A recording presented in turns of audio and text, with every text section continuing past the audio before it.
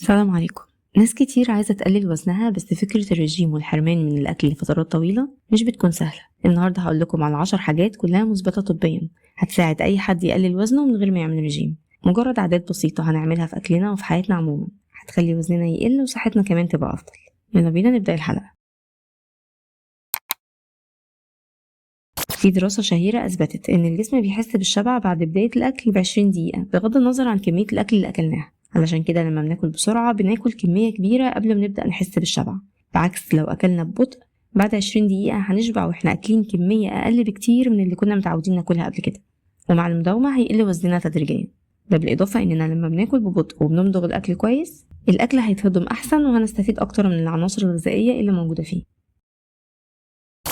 في الصورة دي الدايرتين السود اللي جوه تتخيلوا أنهي واحدة فيهم أكبر؟ للوهلة الأولى معظم الناس هتشوف إن الدايرة اللي على اليمين هي الأكبر، مع إن الدايرتين قد بعض بالظبط، وده علميا اسمه وهم ديلبوف. ممكن تدوروا على النظرية دي على النت وتعرفوا عنها أكتر. النظرية بتقول إن إحاطة شيء بالكثير من المساحات البيضاء تجعله يبدو أصغر.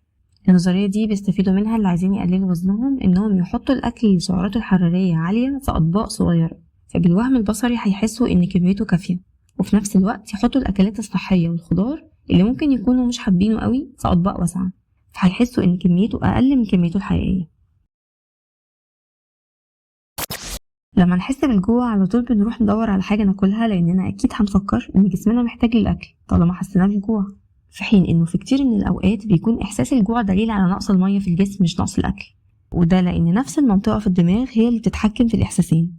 علشان كده المرة اللي جاية لما تحس بالجوع جرب تشرب كوباية مية واستنى شوية وشوف إحساس الجوع هيروح ولا لأ، علشان تتأكد انت كنت فعلا جعان ولا كنت عطشان.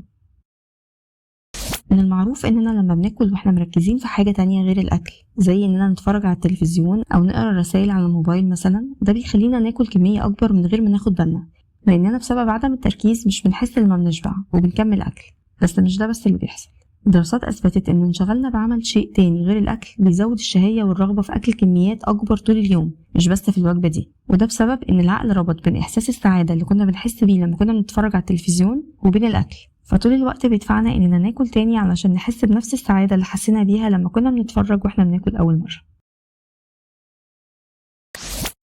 دراسات كتير اكدت ان النوم لساعات غير كافية والحرمان المزمن من النوم بيؤدي مع الوقت لزيادة في الوزن، وده لان النوم بيتحكم في هرمونات مسؤولة عن تنظيم شهيتنا للاكل زي هرمون الجريلين والليبتين. طيب لو منمناش كويس الهرمونات دي بتتلخبط فبتزيد رغبتنا في الاكل طول اليوم، وبالتالي بيزيد الوزن مع الوقت. طبعا احنا عارفين ان الانسان الطبيعي بيحتاج للنوم يوميا من 7 ل 9 ساعات ويكون بالليل.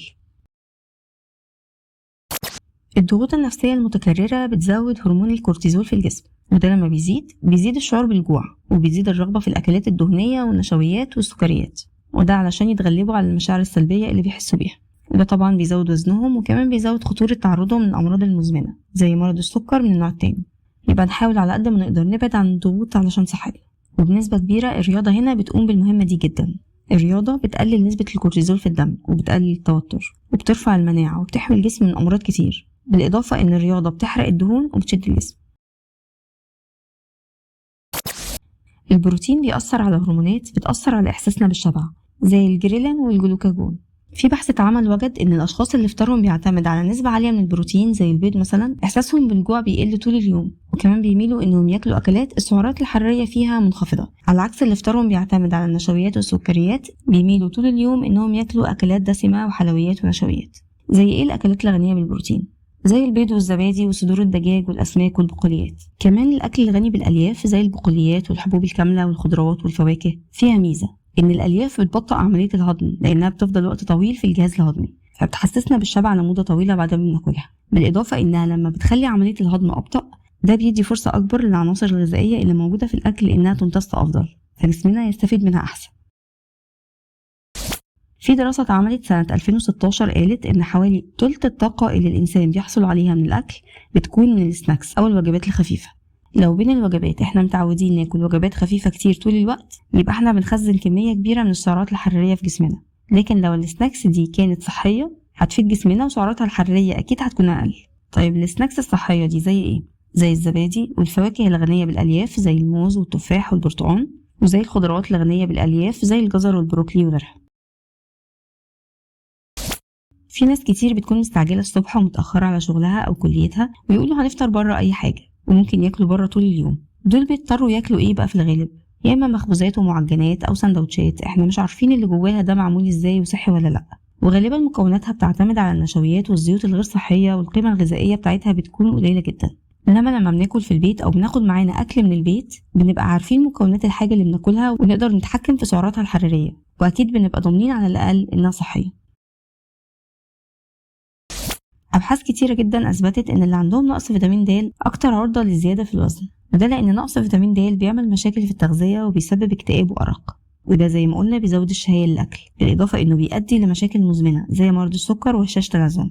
فيتامين د ممكن نحصل عليه من الشمس أو الأكل الغني بيه أو عن طريق المكملات الغذائية. وهسيب لكم الفيديو ده للي عايز يعرف معلومات أكتر عن فيتامين د وحابب يتعرف على التحليل الخاص بيه ويعرف إزاي يعالج نقص فيتامين د بسهولة.